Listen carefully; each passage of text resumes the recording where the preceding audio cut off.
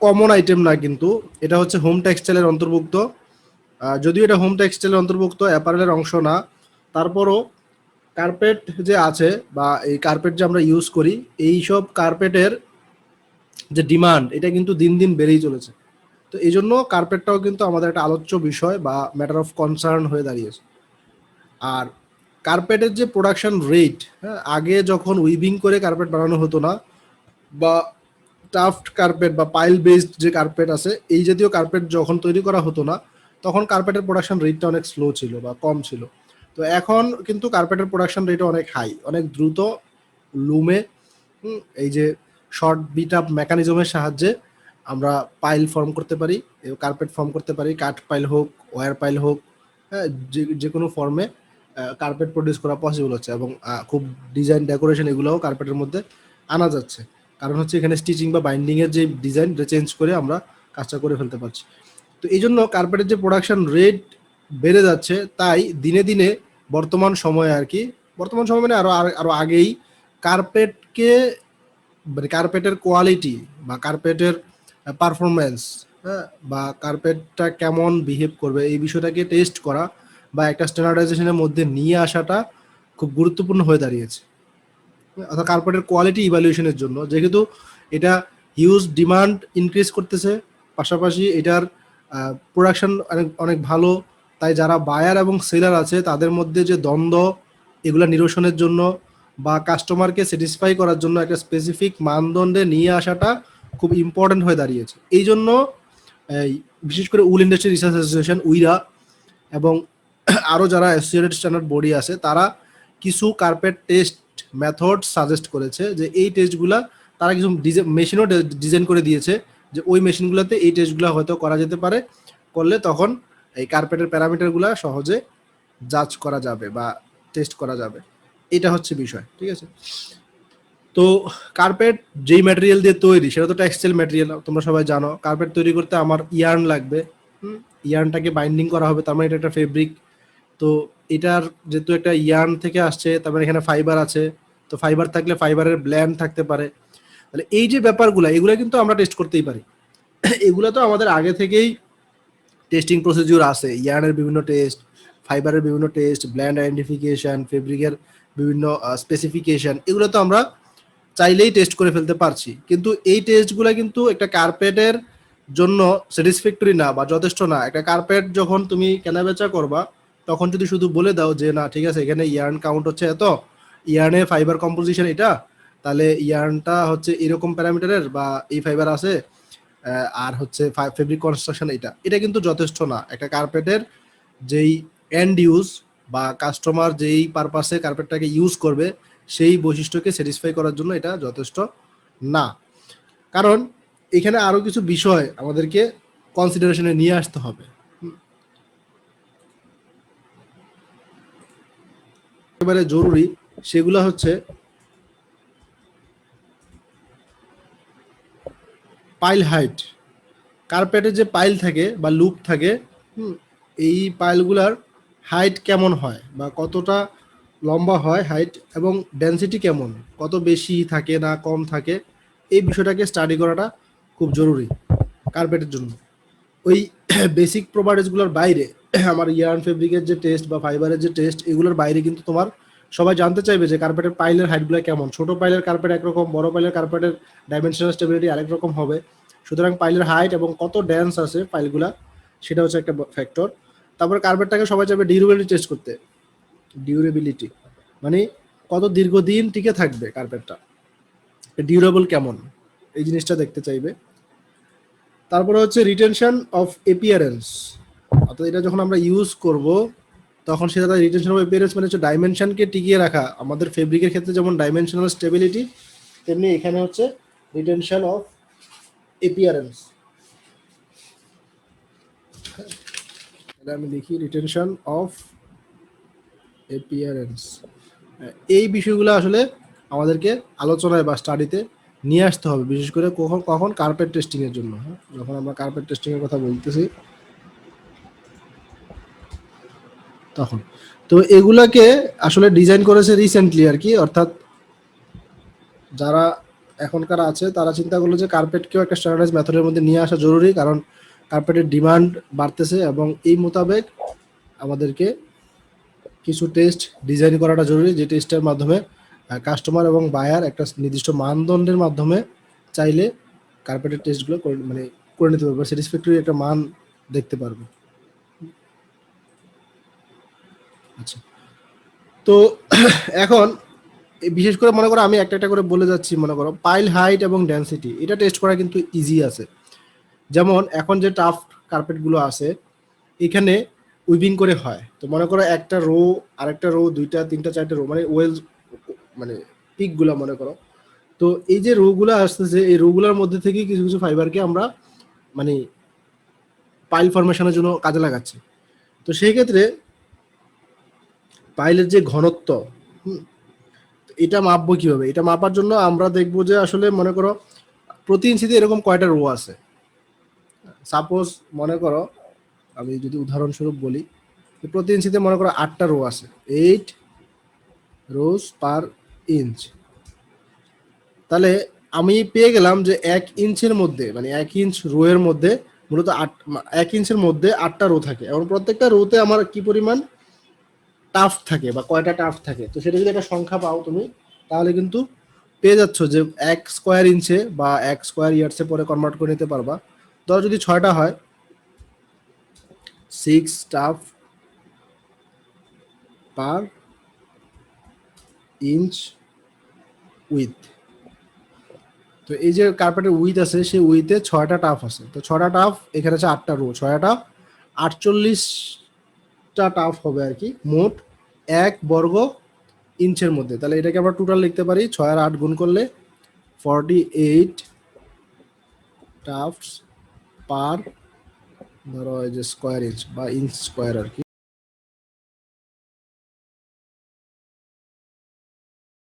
6 আর 48 tough. তাহলে আমরা এখানে এই যে ডেনসিটি যে ব্যাপারটা আছে, হ্যাঁ, সেটা সম্বন্ধে একটা ধারণা পাচ্ছি। অর্থাৎ আমার প্রতি বর্গ ইঞ্চে কতগুলা এরকম পাইল বা গুচ্ছ, ফাইবারের গুচ্ছ বা টাফ উপরের দিকে উঠে আছে বা পাইল ফর্মে আছে, সেটা হচ্ছে আমরা পেয়ে গেলাম যে এত সংখ্যক। তো সুতরাং এভাবে করে আমরা চাইলে পাইলের যে ডেনসিটি সেটা হিসাব করে নিতে পারি, ঠিক আছে। আর যদি পাইলের হাইটের কথা বলো, হাইটটা আমি মাপবো কিভাবে? হাইটটা মাপার জন্য আমাদেরকে তো ধরো মানে লেন্থ পরিমাপের বা কোনো একটা থিকনেস পরিমাপের কোনো একটা মেশিন ইউজ করতে হবে বা গ্যাজ ইউজ করতে হবে। তো যেটা করা হবে, এই টোটাল থিকনেস এবং ব্যাকিং যে থিকনেস, এটার পার্থক্য করলেই কিন্তু তুমি পাইলের থিকনেসটা মানে হাইটটা পেয়ে যাবা। অর্থাৎ মনে করো একটা কোনো বস্তুর মধ্যে এটার মধ্যে একটা নির্দিষ্ট অংশ তো পাইল উপরের দিকে, আর বাকি যেটা আছে সেটাকে নিচেরটাকে বলা হচ্ছে যে ব্যাকিং ক্লথ। সিবিসি নাম শুনছো না তোমরা? সিবিসি, সিবিসি মানে কি? জি sir, carpet backing cloth. Carpet backing cloth. এই যে বেকিং ক্লথটা আছে, কার্পেট বেকিং ক্লথ। হ্যাঁ, এই বেকিং যে ক্লথটা আছে এইটা এবং পাইল সহ মোট হচ্ছে কার্পেটের থিকনেস। তো এখন টোটাল থিকনেস যখন বলা হয় তখন বোঝাচ্ছে লুপ এবং বেকিং ক্লথ দুইটা সমন্বিত থিকনেস। আর যখন শুধু বেকিং থিকনেস বোঝায় তখন ওই যে সিবিসি যেটা আছে, কার্পেট বেকিং ক্লথের যে থিকনেস সেটাকে বোঝায়। তো তুমি টোটাল থিকনেস থেকে যখন বেকিং ক্লথের থিকনেসটা যদি থিকনেস গ্যাজ দিয়ে মেপে নাও, সেটা থেকে পার্থক্য করো, পার্থক্য করলে যেটা পাবা সেই ডিফারেন্সটা হবে হচ্ছে পাইলের হাইট। তাহলে পাইল হাইট পাচ্ছ হচ্ছে এভাবে,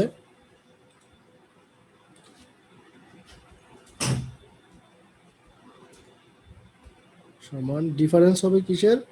total thickness by minus backing thickness.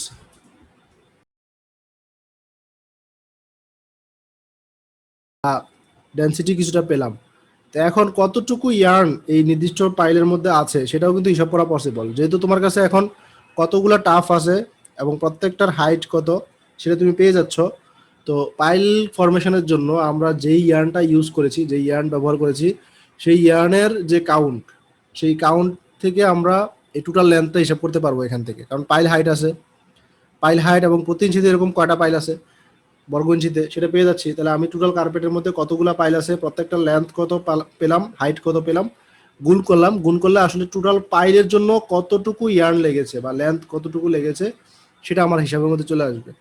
তো যদি আমি লেন্থ পাই, যেহেতু ইয়ার্নটা ইউজ করা হচ্ছে তার একটা নির্দিষ্ট কাউন্ট থাকবে পাইলের জন্য, তো সেই ইয়ার্ন কাউন্ট দিয়ে আমি কনভার্ট করে মূলত এটাকে নিয়ে যেতে পারবো কিসে, ওয়েটে। অর্থাৎ আমার এই একটা কার্পেটের মধ্যে প্রতি বর্গ গজে বা প্রতি বর্গ ইঞ্চিতে বা একটা নির্দিষ্ট স্কোয়ার মানে বর্গ এককের মধ্যে, বর্গ দৈর্ঘ্যর মধ্যে যেই পরিমাণ পাইল আছে সেই পাইলের ওয়েটটা আমি হিসাব করে নিতে পারি। তো এখন তোমার কাছে যদি 10টা কার্পেট থাকে, 10টা কার্পেটের জন্য তুমি হিসাব করে নাও, তাহলে 10 রকম মান কিন্তু আসবে এই পাইল ডেনসিটির। ঠিক আছে, তো সেই ক্ষেত্রে তুমি তাহলে এখান থেকে একটা নির্দিষ্ট স্কোয়ার ইঞ্চে বা নির্দিষ্ট স্কোয়ার ইয়ার্ডসে পাইলের ওয়েটটা, শুধুমাত্র পাইল যেটা আছে সেটার ওয়েটটা হিসাব করতে পারতেছো। ঠিক আছে, তো এই হিসাব করলেই কি আমরা দুইটা কার্পেটকে কম্পেয়ার করতে পারবো?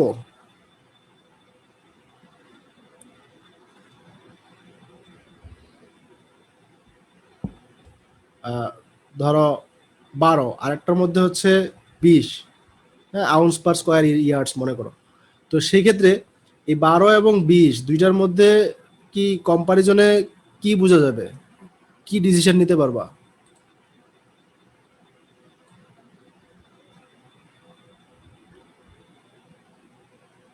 আর একটাতে ফাইল হাইট বেশি হবে আর একটাতে কম হবে, এরকম কিছু?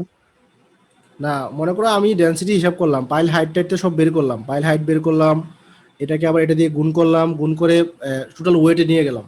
হ্যাঁ, ওয়েটটা হচ্ছে একটা কার্পেটের টোটাল পাইলের ওয়েট এক বর্গ গজে থাকে 12 ইঞ্চ, 12 আউন্স, আরেকটাতে হচ্ছে মনে করো 20 আউন্স। তাহলে তুমি কি বুঝবা এই দুইটা কার্পেটের মধ্যে গুণগত পার্থক্যটা কি, কোথায়? স্যার টোটাল থিকনেসটা একটু বেশ কম। Total thickness? জি স্যার, একটাতে বেশি হবে আর একটাতে কম হবে। মানে একটা স্যার টোটাল, গুণগত পার্থক্য বলতে তাহলে স্যার কোনটার ডিউরেবিলিটি কতটুকু এটা না না কোনটা পাইল কেমন হাইট হবে, এবং ডেনসিটি? আপাত দৃষ্টিতে কোনটাকে কেমন মনে হবে? স্যার যেটা 20 ওটা ডিউরেবিলিটি একটু ভালো হবে 12টার চেয়ে।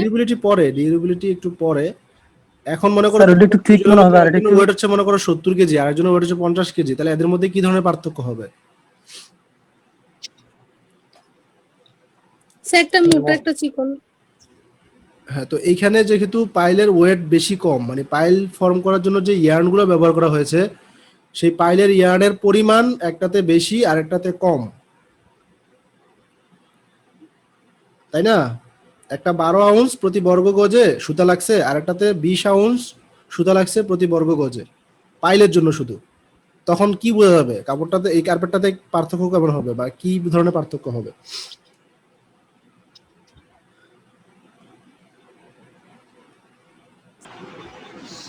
আচ্ছা, একজন বলছিল যে আহ, একটা কার্পেটের পাইলের হাইট গুলা বেশি হবে, আরেকটা কার্পেটে পাইলের হাইটটা কম হবে, কারণ হচ্ছে যেহেতু ইয়ার্ন কাউন্ট মোটামুটি সেম ও ধরে নিছে আর কি, যে দুইটাতেই একই কাউন্টের ইয়ার্ন ইউজ করা হয়েছে। এইরকম চিন্তা করে বলে দিছে যে একটার পাইলের হাইট বেশি হবে আর একটা পাইলের হাইট কম হবে। আর বাকিরা কেউ কিছু বলবা? আচ্ছা, এখানে কতগুলো বিষয় জড়িত, আমি এখানে হিসাব করলাম হচ্ছে পাইলের টোটাল ওয়েটটা নির্দিষ্ট এরিয়াতে। কিন্তু দেখো পাইলগুলো যদি লম্বা লম্বা হয় এবং একটু পাতলা পাতলা দেওয়া হয়, আবার পাইলগুলো যদি একটু ঘন করে মানে ছোট ছোট দেওয়া হয়, তাও কিন্তু দুইটা ডেনসিটি সেম হতে পারে, পারে না? জি স্যার।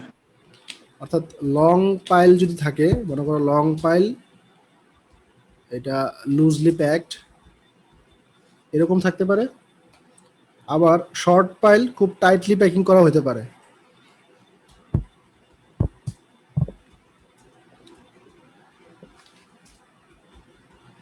তো এরকম শুধুমাত্র যে ডেনসিটি বা পাইলের যে ওয়েট একটা নির্দিষ্ট স্কোয়ার ইঞ্চে, এটা কিন্তু আমাদেরকে একটা বেটার কোনো আইডিয়া দেয় না যে একটা কার্পেটের পাইল সম্বন্ধে কোনো ডিসিশন নিতে বা এটার পারফরমেন্স সম্বন্ধে ডিসিশন নিতে। কারণ জানো, যখন কোনো কিছু লুজলি প্যাকিং হয় তখন এটা অন্য প্রপার্টিগুলো অবশ্যই হ্যাম্পার করবে। আবার কোনো কিছুর পাইল হাইট যদি ছোট হয়, যদি এটা খুব ক্লোজলি প্যাক থাকে, তখন কিন্তু এটার পারফরমেন্সটা অনেক ভালো হবে অনেক দিক থেকেই। তো তো এই জন্য এই ডেন্সিটিটা, হ্যাঁ, মানে পাইলের যে ডেন্সিটি, এটা লং পাইল লুজলি প্যাকড হলে এবং শর্ট পাইল টাইটলি প্যাকড হলে ডেন্সিটি সেম হতে পারে। ডেন্সিটি টেস্টিংটা তাহলে আমাদেরকে কোনো একটা প্রপার কিছু আইডিয়া দিচ্ছে না আর কি। তাহলে আমরা এটা লিখতে পারি testing does not make any sense.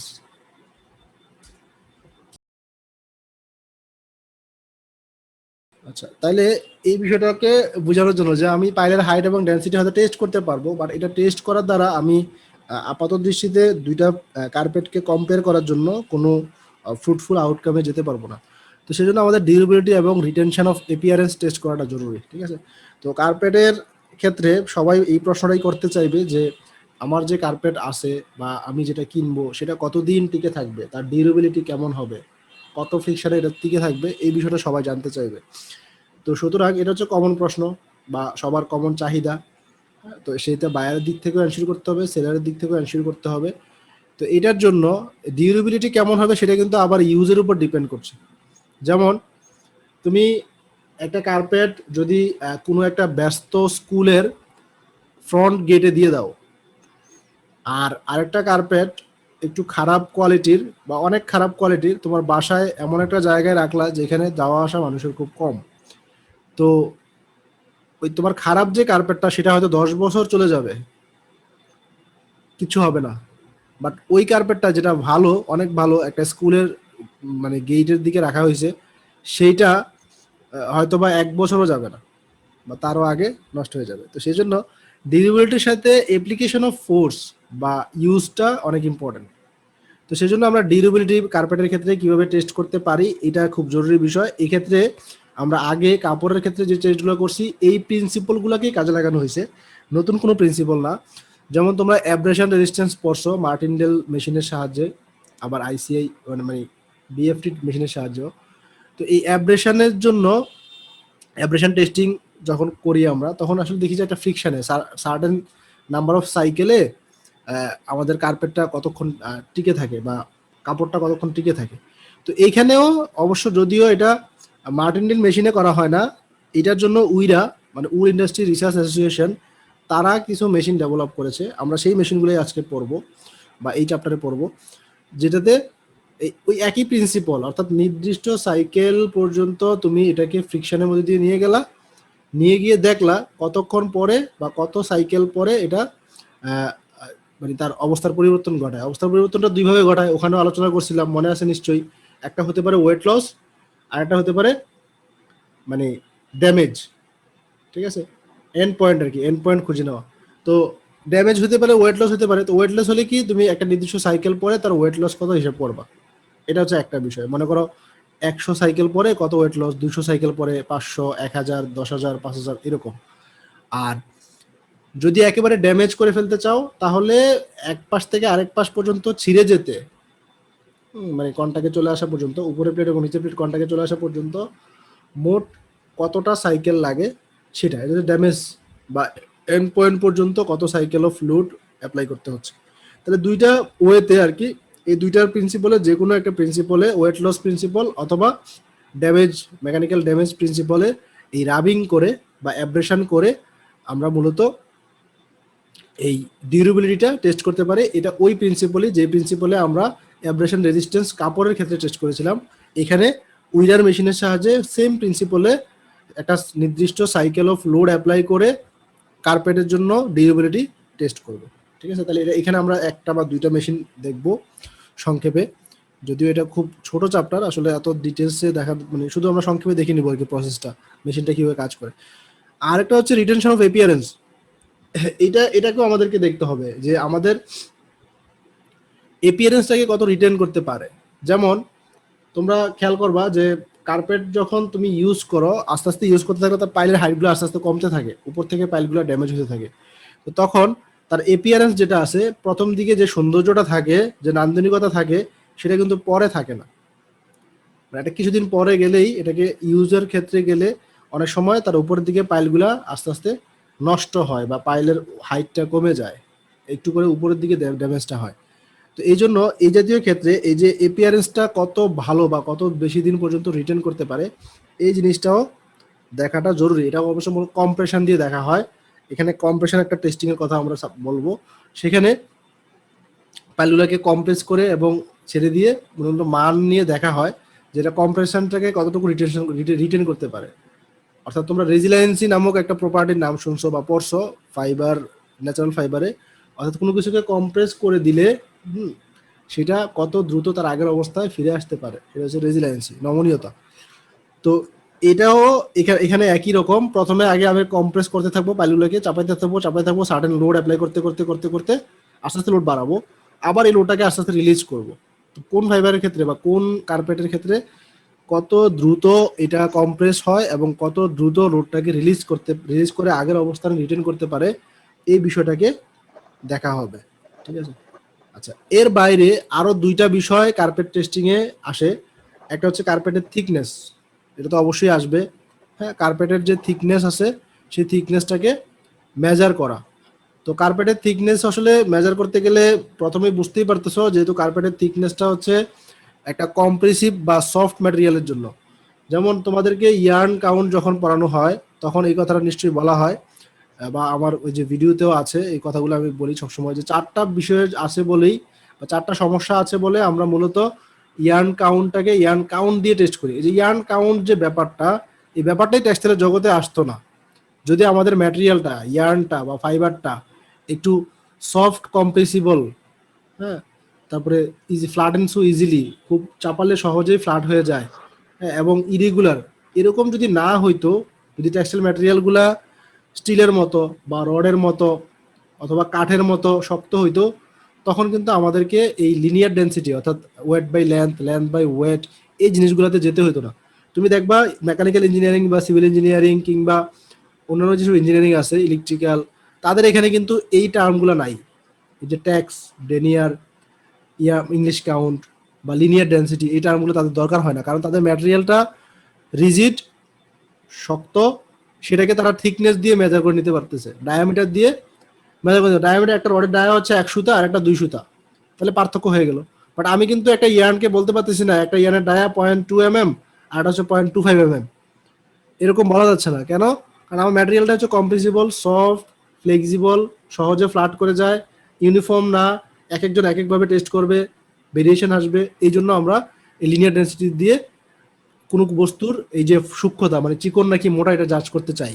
আমরা এই ক্ষেত্রে কিন্তু ওই ডায়ামিটারকে নিচ্ছি না। যদিও দেখো যে ইয়ার্ন কাউন্টের সাথে ডায়ামিটার সম্পর্ক আছে, এটা কিন্তু একটা মানে মানে মিথ্যাভাবে ডেভেলপ করা সম্পর্ক। এটা শুধুমাত্র কটন ফাইবারের জন্য ডেভেলপ করা, তাও একটা স্পেসিফিক মানে স্পেসিফিক ভলিউমের জন্য, নির্দিষ্ট স্পেসিফিক ভলিউম নিয়ে করা হয়েছে। ওই যে 1/28 রুট ওভার অফ এনি, যেটা দেখো ডি সমান 1/20 রুট ওভার অফ এনি, এটা হচ্ছে শুধুমাত্র কটন, একটা নির্দিষ্ট কটন, যেই কটনের স্পেসিফিক ভলিউম হচ্ছে 1.1 সিসি পার গ্রাম, ওই ধরনের একটা কটনের জন্য এই রিলেশনটা ডেভেলপ করা হয়েছে। তাহলে কিন্তু অন্যান্য কোনো ফাইবারের জন্য, অন্যান্য কোনো ইয়ের জন্য কিন্তু এই ডায়ামিটারের ফর্মুলা, অর্থাৎ ডায়ামিটার থেকে কাউন্ট, কাউন্ট থেকে ডায়ামিটার, এটা একটা ইম্পসিবল ব্যাপার। কারণ তোমার যখনই একটা ম্যাটেরিয়াল শক্ত হবে তখন তোমার ডায়ামিটার তো আর তুমি এই ফর্মুলাতে ফিট করতে পারবে না। একটা ভারী ম্যাটেরিয়াল যখন হবে বা পাতলা ম্যাটেরিয়াল যখন হবে তখন তো তুমি এই ডায়ামিটারের ফর্মুলা দিয়ে কখনোই এই ইয়ার্ন কাউন্ট থেকে ডায়ামিটারে যেতে পারবে না বা ডায়ামিটার থেকে কাউন্টে আসতে পারবে না। তো সেই জন্য আমাদের জন্য টেক্সটাইল ম্যাটেরিয়ালের জন্য, যেহেতু আমাদের এই সমস্যাগুলো আছে বা ফ্লেক্সিবল ম্যাটেরিয়াল নিয়ে আমরা কাজ করি, সেই জন্য আমরা এই ডায়ামিটারটাকে বাদ দিয়ে আমরা ডায়ামিটারকে রিপ্লেস করে নিয়েছি লিনিয়ার ডেন্সিটি দিয়ে, যেটাকে আমরা কাউন্ট বলি অথবা লিনিয়ার ডেন্সিটি বলি। তো এখানেও যেহেতু আমাদের কার্পেটটা একটা ফ্লেক্সিবল ম্যাটেরিয়াল। কোশ্চেন নিয়ে একটু টিপ দিই মাঝখানে। হ্যাঁ, জামিউল ইসলাম কিছু বলবা? আচ্ছা, আমাদের যেহেতু এখানে কার্পেটটাও ফ্লেক্সিবল একটা ম্যাটেরিয়াল, তাই আমাদের কার্পেটের ক্ষেত্রেও এই বিষয়টা কনসিডারেশনে নিতে হবে যে এখানে কার্পেটটাকে আমি দুইটা ব্যক্তিকে টেস্ট করতে বলি, দুইজন কিন্তু দুই রকম করে টেস্ট করবে। কেউ কি করবে, একটু চাপিয়ে নিবে, কেউ একটু ফুলিয়ে টেস্ট করবে, কেউ একটু বেশি প্রেশার অ্যাপ্লাই করবে, পাইলগুলো একটু চেপে যাবে, ব্যাকিং ক্লথটা একটু চেপে যাবে, তাহলে থিকনেসটা কম দেখাবে। আবার কেউ একটু রিল্যাক্স অবস্থায় টেস্ট করবে। তো সেই জন্য এটা নিশ্চয়ই বুঝতেই পারতেছো যে আমাদেরকে প্রথমে ডিটারমাইন করতে হবে যে আমি কত প্রেসারে আমার এই থিকনেসটাকে টেস্ট করব। ঠিক আছে, এটা একটা জরুরি বিষয়। অর্থাৎ যখনই আমরা থিকনেস টেস্টের কথা বলবো তখনই আমাদেরকে আগে ঠিক করতে হবে যে আমি কতটুকু মানে প্রেসারে কার্পেটের থিকনেসটা দেখব। ঠিক আছে, তো এটা হচ্ছে একটা বিষয়। তো এখন নর্মালি একটা কার্পেটের উপর কতটুকু ফোর্স বা লোড অ্যাপ্লাই হয়, যেমন তোমরা যখন ফেব্রিকের থিকনেস পড়ছিলা, আমরা এই কোর্সেই পড়ছি, ফেব্রিক থিকনেস আমরা হেলস থিকনেস গেজে বা থিকনেস গেজ দিয়ে টেস্ট করি, যদিও প্র্যাকটিক্যালি দেখো নাই। তো আমরা দুইটা থিকনেস গেজে দুটো চোয়াল থাকে, চোয়ালের মাঝখানে কাপড়টাকে রাখি, কিন্তু এখানে অনেকগুলো বিষয় কনসিডারেশনে নিয়ে আসতে হয়, যে আমি কত স্পিডে এই প্রেশার ফুটটাকে ফেলবো, অ্যানভিলটার উপরে রাখবো, যে তখন কত প্রেশার অ্যাপ্লাই হবে, থিকনেস সবাই যাতে একটা নির্দিষ্ট প্যারামিটারে ফেব্রিকের থিকনেসটা পরিমাপ করে, সেই জন্যই মূলত এই স্ট্যান্ডার্ডাইজেশনটা করে দেওয়া। তো এখানেও কার্পেট টেস্টিং এর ক্ষেত্রেও তোমাকে থিকনেসটা টেস্ট করতে হবে। তাহলে থিকনেসটা টেস্ট করার জন্য এই জিনিসটা মাথায় রাখতে হবে, সেটা হচ্ছে যে আমি কিছু স্ট্যান্ডার্ডাইজ মেথড অনুসরণ করতে হবে। সেটা হচ্ছে সবাই মিলে যেটা সাজেস্ট করবে, সেটা উইরা যেটা সাজেস্ট করছে সেটা হচ্ছে এই 0.25 পাউন্ড পার স্কোয়ার ইঞ্চ, এটা দিয়ে শুরু। হ্যাঁ, এই 0.25 দিয়ে হালকা শুধু পাইলগুলো একটু মানে কম্প্রেস হবে।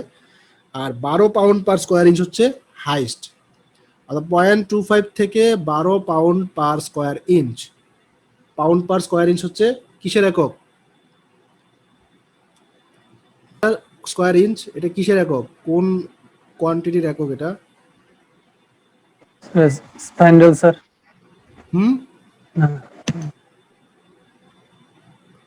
বুঝতে পারি না, আবার বলো তো। উপরে আছে হচ্ছে ভর, আর নিচে আছে হচ্ছে বর্গ ক্ষেত্রফল আর কি। তাহলে ভর বাই ক্ষেত্রফল এটা কিসের একক? একটা আছে স্যার, সাপের ভর বাই ক্ষেত্রফল তো স্যার। হ্যাঁ, তোমাদেরকে তো এটা বলছিলাম যে যখনই আমরা একটু হায়ার স্টাডিতে চলে আসি, বড় করে ইন্টারমিডিয়েট পাস করে ফেলি, তখন কিন্তু আর বলটাকে বল বলা হয় না। যেমন 10 গ্রাম ওয়েট, 10 গ্রাম ওয়েট মানে তুমি কি বুঝো?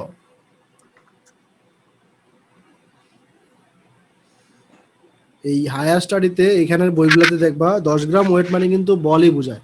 কারণ 10 গ্রাম ওয়েট মানে হচ্ছে 10 গ্রাম ওয়েটকে ঝুলিয়ে দেওয়া হয়েছে, মানে হ্যাং করা হয়েছে। 10 গ্রাম ওয়েট যদি হ্যাং করা হয়, হুম, স্যার ওইটাই তো এক ধরনের বল। হ্যাঁ 10 গ্রাম ওয়েট দেওয়া মানে তো ফোর্স অ্যাপ্লাই করা, তার মানে 10 গ্রাম ওয়েট যদি তুমি ওজন তো হচ্ছে যে ওজন তো সবসময় নিউটন আসবে, আর নিউটন হইলে তো বলই হবে। ওয়েট মানে ওজন ধরো সবসময় এখানে তো পাউন্ড নিউটনের দেয়াই আছে, পাউন্ড দেওয়া আছে যেহেতু, এটা তো ভরের একক, অনেকে বলবে যে ভরের একক, এই জন্য বলতেছি আর কি। তো পাউন্ড মানে হচ্ছে এত পাউন্ড ওয়েট আর কি। এখানে পাউন্ড মানে বোঝাচ্ছে অত পাউন্ড ওয়েট, তার মানে বল। তো যদি শুধুমাত্র গ্রাম বলে, পাউন্ড বলে, আলটিমেটলি এত গ্রাম ওয়েট আলটিমেটলি এটা ইন্ডিকেট করতেছে কিন্তু বল, কারণ অত গ্রাম লোড তুমি অ্যাপ্লাই করতেছো নিচের দিকে। তো তার মানে এটাকে তো অভিকর্ষ ত্বরণ সহ গুণ করেই তোমাকে নিউটনটা হিসাব করে নিতে হবে। এই জন্য নিউটন নিউটন বারবার না বলে বা এমজি পুরোটা না বলে শুধুমাত্র ওয়েটটা দিয়েই এখানে বিশেষ করে মানে ইন্টারমিডিয়েটের পরে আর কি এভাবে করে বলা হয়। তো মনে করো আমি বলতেছিলাম কি 0.25 পাউন্ড পার স্কোয়ার ইঞ্চ, এটা দিয়ে শুরু, তারপর 3, তারপর 6, 9, তারপর 12 পর্যন্ত, 12 পাউন্ড পার স্কোয়ার ইঞ্চ এই পর্যন্ত লোড অ্যাপ্লাই করা হবে 4টা স্টেজে, মানে 5টা স্টেজে আর কি। 0.25, 3, 6, 9, 12 এই 5 রকম আর কি, 5 রকম প্রেশার অ্যাপ্লাই করা হবে কাপড়ের থিকনেস মাপার জন্য। দেখা হবে 5 জায়গায় তার থিকনেস কেমন, মানে 5 রকম প্রেশার অ্যাপ্লাই করে তার থিকনেসটাকে নেওয়া হবে, তারপর এটাকে স্ট্যান্ডার্ডাইজ মেথডে মানে রেজাল্টটাকে ইন্টারপ্রিট করা হবে বা দেখানো হবে। আবার উল্টা করে এটা কম্প্রেশনও দেখা হবে। আমি যে 5 রকম মানে লোড অ্যাপ্লাই করে প্রেশার অ্যাপ্লাই করে থিকনেস নিলাম, আবার 5 রকম মানে প্রেশার রিলিজ করে করে থিকনেস নিব, তখন কম্প্রেশনটাও আমার হিসাবের মধ্যে চলে আসবে। তাহলে এটা একটা অ্যাঙ্গেল গেল। আর ফাইনালি আরেকটা বিষয়, সেটা কার্পেট টেস্টিং এর ক্ষেত্রে একটু জরুরি, ওটা হচ্ছে কার্পেটকে তোমরা দেখবে যে পাইল থাকে, হ্যাঁ এই যে কার্পেটের উপরে পাইল থাকে। এখন এই পাইলগুলা বেকিং ক্লথ থেকে বা মূল কার্পেট থেকে খুলে আসে কিনা, বা কত ফোর্স দরকার হয় এগুলোকে খুলে নিয়ে আসতে, এটা কিন্তু একটা বড় ইম্পর্টেন্ট ফ্যাক্টর, তাই কিনা? কারণ তুমি দেখো একটা কার্পেটের পারফরমেন্স কতটা ভালো হবে, সেটা কিন্তু পাইলের যে স্ট্রেংথ বা পাইলটাকে তুমি উঠিয়ে নিয়ে আসতে চাচ্ছ সেটা কতটুকু বাধা দিচ্ছে, এটা একটা বড় ধরনের ইন্ডিকেটর হতে পারে। হ্যাঁ, বা টাফট বাইন্ড বলা হয় এটাকে, টাফট বাইন্ড। তো টাফট বাইন্ড যেসব কার্পেটের ভালো সেসব কার্পেটের দাম অবশ্যই বেশি হবে। তোমরা যে তার্কিশ যে জায়নামাজগুলো বাংলাদেশে আসে এগুলোর টাফট বাইন্ড অনেক ভালো। এবং আমরা যে টাওয়েল ইউজ করি শাওয়ারের জন্য এগুলো কিন্তু টাফট বাইন্ড অত ভালো না, তুমি টানলে চাইলে খুলে ফেলতে পারবা, বাট ওই যেগুলো খুব ডেন্সলি প্যাকড, হ্যাঁ টাইটলি প্যাক করা থাকে শর্ট পাইল হলেও সেগুলো কিন্তু পাইলকে ধরে টানলে পাইলটা কার্পেট থেকে উঠে আসে না। অর্থাৎ টাফট বা পাইলগুলো যেগুলো আছে সেগুলোর যে বাইন্ডিং, সে বাইন্ডিংটা অনেক স্ট্রং। এটা একটা গুরুত্বপূর্ণ টেস্ট। তাহলে আমরা কি কি বিষয় বললাম পাইলের জন্য, মানে কার্পেটের জন্য, কেউ কি সামারি করে বলতে পারবা? একজন সামারি করে বলো তো দেখি। আগে গেছে, আমরা একটু কথা বেশি বলে ফেলছি, যে মানে বেসিক বিষয়গুলো একটু বেশি আলোচিত হয়ে গেছে। তো আমরা তাহলে নেক্সট ক্লাসে টেস্টিংটা পড়বো। তাহলে আমি আবার সামারি করে দিচ্ছি। প্রথমত পাইল হাইট এবং ডেন্সিটি, এটা আমাদের টেস্ট করতে হবে, বাট এটা টেস্ট করা খুব ইজি। পাইলের হাইটগুলো নেওয়া এবং সেখান থেকে ডেন্সিটি হিসাব করা, যেটা বললাম সিস্টেমেটিক ওয়েতে। তো তুমি এই কাজটা করে পাইলের হাইট এবং ডেন্সিটি থেকে মূলত পাইল সম্বন্ধে একটা ধারণা, মানে কার্পেটের ডেন্সিটি থেকে কার্পেটের সম্বন্ধে একটা ভালো ধারণা নিতে পারবা না। যদিও টেস্ট করতে পারবা ডেন্সিটি, যে একটা নির্দিষ্ট এরিয়াতে কি পরিমাণ ওয়েটের পাইল আছে সেটা হিসাব করা যাবে, বাট এটা থেকে একটা ভালো ধারণা নেওয়া যাবে না। তারপরে ডিউরেবিলিটির কথা কি বলছিলাম মনে আছে বলো তো দেখি।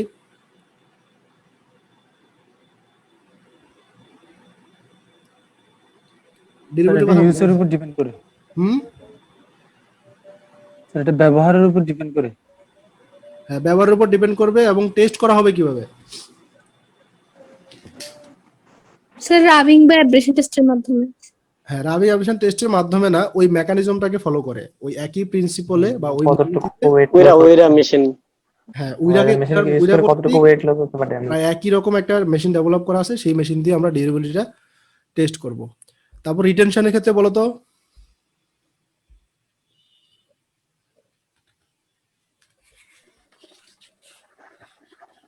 কম্প্রেস করব নাকি?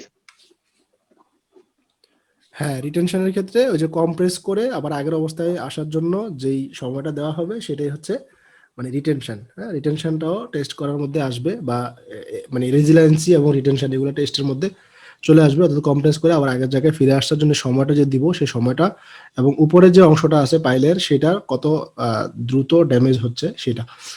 আর তৃতীয়ত বললাম এই তিনটার পরে আরো দুইটা বলছিলাম অ্যাক্সেস। কি কি এগুলা? ওগুলা খুব গুরুত্বপূর্ণ টেস্ট কার্পেটের জন্য।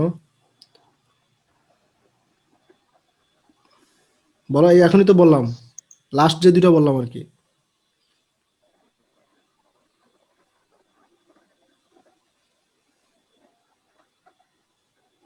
কি এত তাড়াতাড়ি ভুলে গেছো তোমরা? থিকনেস বলছি তাই না? টাফটা কতদিন ভালো থাকবে এরকম, বা থিকনেস বা টাফট? হ্যাঁ থিকনেস প্রথমত, মানে 4 নম্বরে বলছিলাম থিকনেসের কথা। তাহলে কার্পেটের যে থিকনেস এটা টেস্ট করা জরুরি। আর থিকনেসের ক্ষেত্রে কতটুকু প্রেসার অ্যাপ্লাই করা হবে সেটা একটা ইম্পর্টেন্ট ফ্যাক্টর। সেক্ষেত্রে আমরা বলছি কি 0.25 থেকে 12 পাউন্ড পার স্কোয়ার ইঞ্চ পর্যন্ত 5 রকম লোড মানে প্রেসার অ্যাপ্লাই করে থিকনেস দেখা হবে, এবং সেটাকে আবার রিলিজ করে কম্প্রেশনটাও দেখা হবে।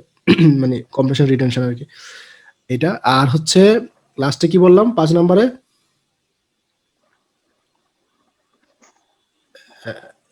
একজন বলছিল এখানে টাফট বাইন্ড। হ্যাঁ টাফট, জি স্যার। হ্যাঁ, তো টাফটা আমাদের মূল কার্পেটের মধ্যে কত মানে শক্তিতে লেগে থাকতে পারে বা কতটুকু আটকে থাকে সেই বিষয়টাকে আমাদেরকে টেস্টের আওতায় নিয়ে আসাটা জরুরি, এবং সেটা হচ্ছে টাফট বাইন্ড টেস্ট।